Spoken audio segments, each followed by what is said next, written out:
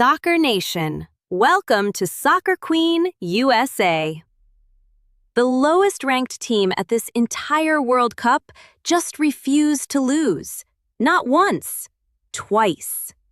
New Zealand, ranked dead last of every single nation at this tournament, twice took the lead against Iran on the grandest stage soccer has to offer. And Iran, a side with genuine World Cup pedigree, had to dig deep just to claw it back. Not once, twice. A pulsating, relentless 90 minutes at Los Angeles Stadium that most people writing this Group G off as a foregone conclusion for Belgium did not see coming. One player made his name tonight. One right back rewrote history. And one Group G that looked dead on arrival just exploded wide open. Who actually won this game morally? Who has the bigger crisis on their hands going forward? And is there a giant killing brewing in Group G? Stay with me. Welcome back. I'm your host, and this is the channel where we don't do surface-level soccer. We go deep, we go hard, and we go honest. Now, let's talk about what actually happened at SoFi Stadium on June 16th, 2026. Iran and New Zealand played out a pulsating 2-2 draw in their FIFA World Cup 2026 Group G opener at Los Angeles Stadium. And if you slept on this game because you were watching the bigger fixtures, you genuinely missed one of the most entertaining matches of the tournament so far.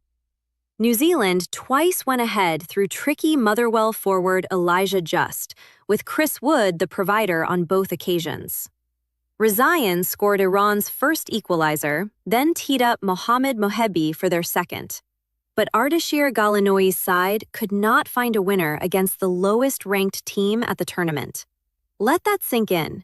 The lowest-ranked team at this entire World Cup, New Zealand, the All-Whites, a nation that has never won a World Cup match in 6 previous attempts. They came here, led twice, and left with a point they absolutely deserved. All 4 teams in Group G are now level on 1 point, after Belgium's 1-1 draw with Egypt earlier on the same day. This group is completely wide open. Nobody has an advantage. Nobody can relax. And the individual stories from this game? Extraordinary. Elijah Just became the first ever Motherwell player to score at the Men's FIFA World Cup, while Chris Wood became the first player to provide multiple assists in a World Cup match for New Zealand. History was made, records were broken, and the soccer world is finally paying attention to a group that was being completely ignored. Today, I'm going to cover 3 things: the brilliance of New Zealand's attacking partnership, the resilience and tactical response of Iran, and finally, what this result really means for Group G survival going forward. Let's get into it. Point 1. The Just Wood partnership is absolutely real, and the world needs to wake up to it. Let's start here, because this is where the story of this game lives. Elijah Just, a 26-year-old attacking midfielder from Motherwell. Motherwell, a club in the Scottish Premiership. Not the Premier League, not La Liga. Motherwell.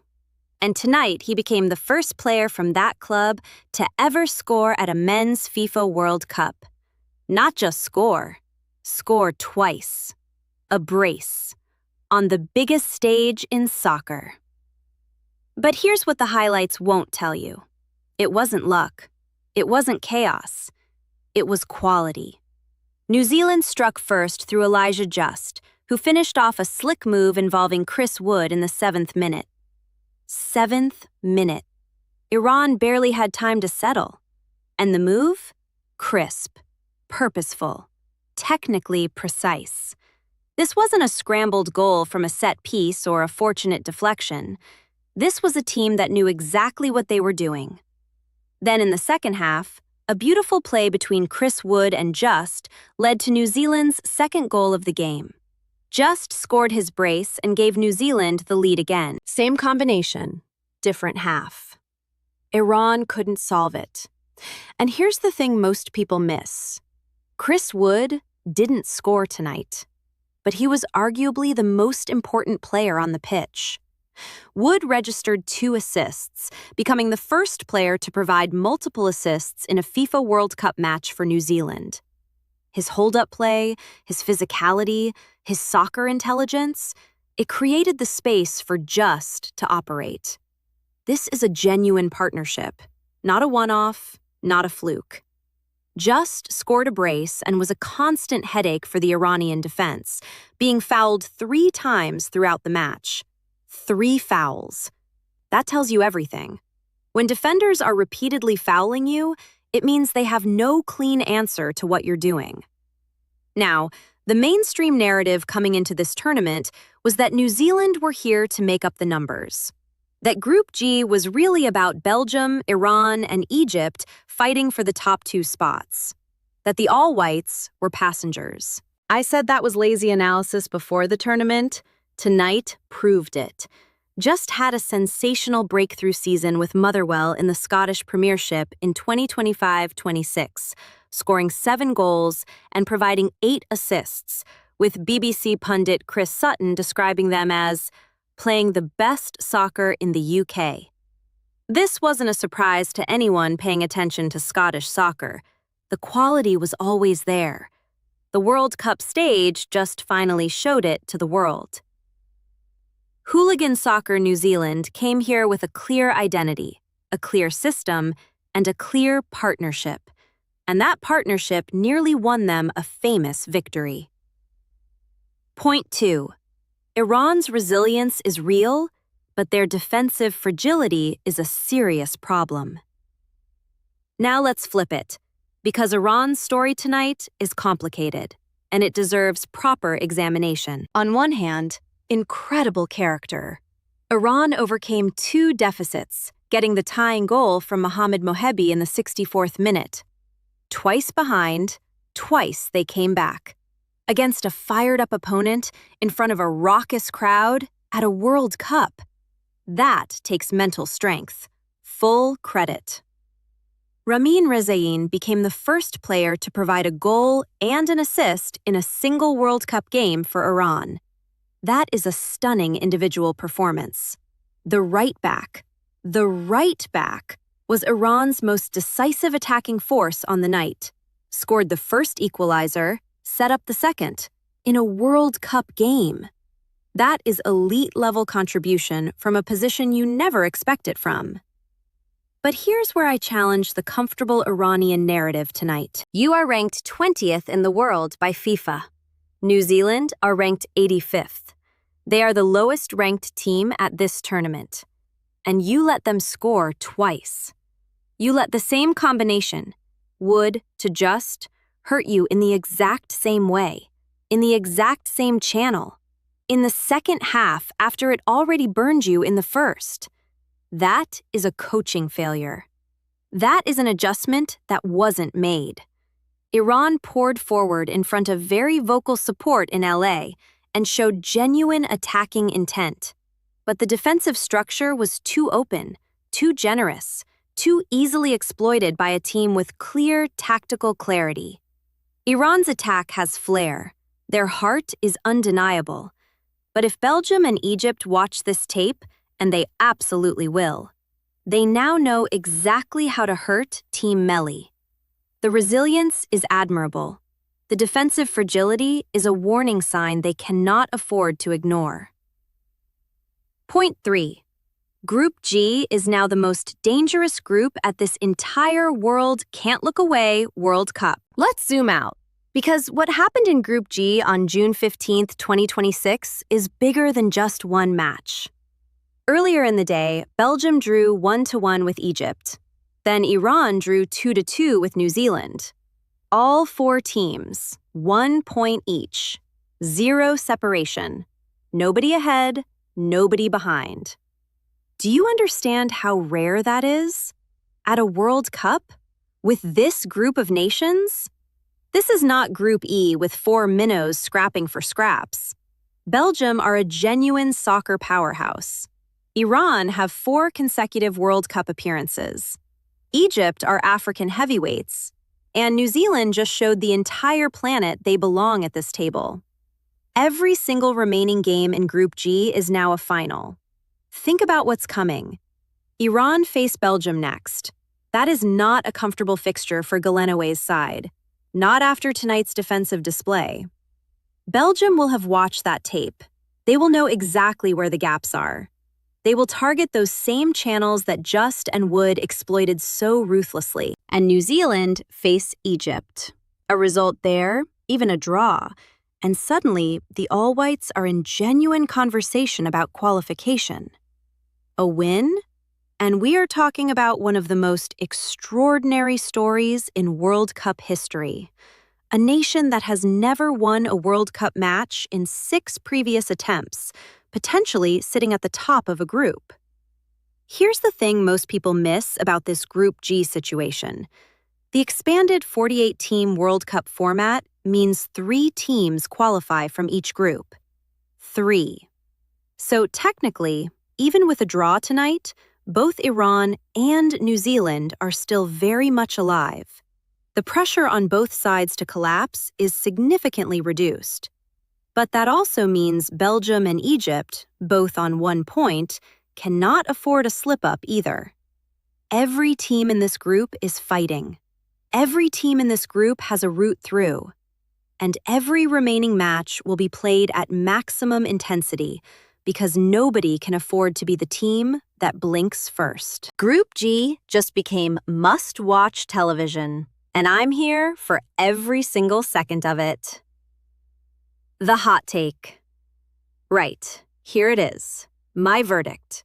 No sitting on the fence, no, it could go either way. You know I don't do that. Elijah Just is the most important player New Zealand have ever sent to a World Cup. More important than Chris Wood. And if New Zealand get a result against Egypt, Just will be the reason they make history. I know what you're thinking. Chris Wood is the captain. Chris Wood is the all-time leading scorer. Chris Wood is the legend, the warrior, the man who has carried this national team for over a decade. And I respect every single bit of that. But Wood is 34 years old. He didn't score tonight. His role has fundamentally shifted. He is now the platform, the fulcrum, the chess piece that creates space for others. And he does that brilliantly. 2 assists tonight proves it. But Just is the weapon. Just is the one defenders cannot handle. Just is the one who gets fouled 3 times because nobody can stop him cleanly. Just is the one making history. First Motherwell player at a men's World Cup, first New Zealand player to score more than once in a World Cup match. He is 26 years old, in the form of his life, coming off a sensational Motherwell season, and he is playing without fear on the biggest stage in soccer wood, creates the chaos. Just finishes it. But if you had to pick the one player Iran or Egypt or anyone needs to stop to beat New Zealand, it is not Chris Wood. It is Elijah Just. And almost nobody is saying that right now. But they will be. Trust me on this one. New Zealand's fate at this World Cup lives or dies with that man. The conclusion is coming, and my final verdict on this Group G might surprise you even more. All right, let's bring this home. 3 things we established tonight. 1. The Just Wood partnership is not a fairy tale. It is a genuine, technically sophisticated, tactically coordinated attacking force that the entire tournament now needs to respect. 2. Iran showed incredible character coming back twice, but their defensive structure has serious, exploitable vulnerabilities that Belgium will absolutely dissect in their next fixture. 3. Group G is now the most wide-open, most unpredictable, most thrilling group at the 2026 World Cup, with all 4 teams on 1 point and everything still completely up for grabs. And my final verdict? This draw felt like a victory for New Zealand and a warning shot for Iran. Let me be crystal clear about that. New Zealand, the lowest-ranked nation at this entire tournament, a team that has never won a World Cup match in 6 previous attempts across 2 tournaments, came to Los Angeles, led twice against a top 20 FIFA-ranked nation, and walked away with a point that nobody predicted they would get. That is not a disappointment. That is a statement.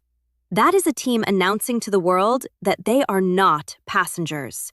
They are competitors. Iran, on the other hand, needed to win this game against the weakest team in their group. On paper, this was their most winnable fixture. They didn't win it. And now they face Belgium. The margin for error has evaporated completely. Elijah Just is the most dangerous player nobody is talking about at this World Cup. I said it in part 4. I'll say it again here, even louder. Watch him against Egypt. Watch what happens when he gets space, gets service from Wood, and gets belief from a nation finally daring to dream. History is brewing in Group G, and I genuinely cannot wait. Now here's the debate question I want you to answer in the comments right now. And I want real answers, not lazy ones. Who starts ahead of Mehdi Taremi in Iran's next match against Belgium? Does Galinoe trust him to lead the line and deliver? Or does Iran need a completely different attacking approach to avoid being torn apart by one of Europe's best defenses? Drop your answer below. Fight it out. I read every single comment, and I will be responding. And listen, if you watched this entire breakdown, if you learned something, if this gave you a perspective you hadn't considered before, you know what to do. Hit subscribe. Not because I asked you to, because next match, when Iran face Belgium and New Zealand take on Egypt, you're going to want this level of analysis in your feed before anyone else has it. Group G is just getting started, and so are we.